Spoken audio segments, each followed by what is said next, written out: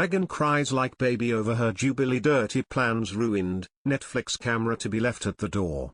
Meghan Markle and Prince Harry would not be able to bring a backstage Netflix crew if they come back to the UK for the Queen's Platinum Jubilee, a royal expert has claimed.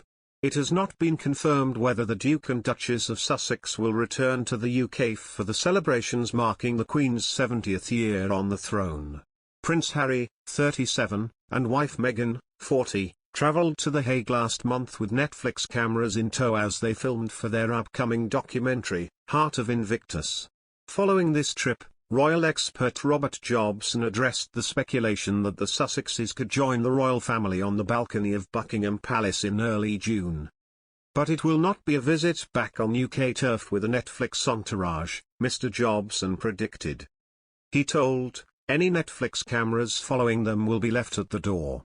The Duke and Duchess of Sussex have been criticised by journalist Dan Wootton after Meghan's planned Netflix show Pearl was axed.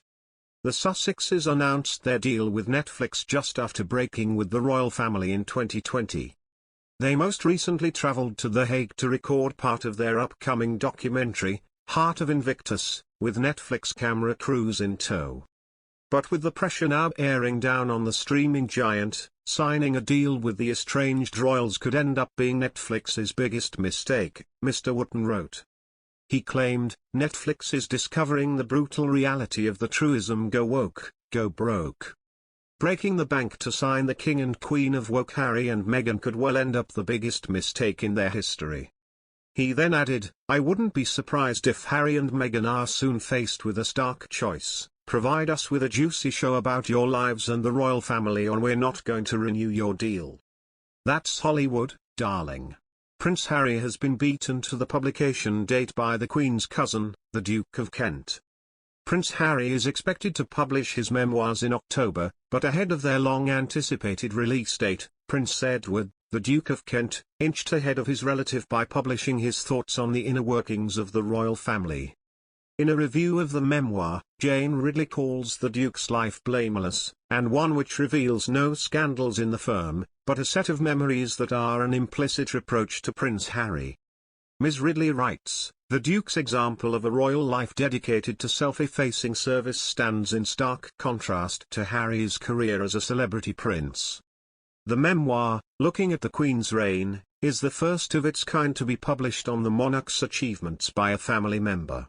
Prince Harry knew the type of reaction he would get after claiming he has a special relationship with the Queen, a royal expert has said.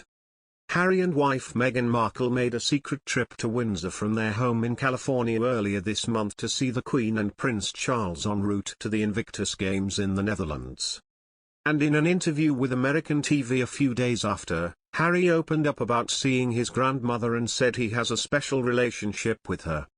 He also said he wanted to make sure she had the right people around her and added that she can talk to him about things she can't talk about with anybody else. And according to the royal editor Roya Nikha, the remarks feel quite incendiary. She told True Royalty TV's The Royal Beat that it was quite triggering probably for the rest of his family who are around the Queen all the time and who I am sure the Queen does confide in. Roy added, there is no doubting that Harry and his granny have an incredibly special close relationship, but to say to an American network, knowing that the comment is going to go round the world and come right back at your family, that the Queen tells Harry things that she feels she cannot tell any other member of her family who she sees much more regularly, feels quite incendiary.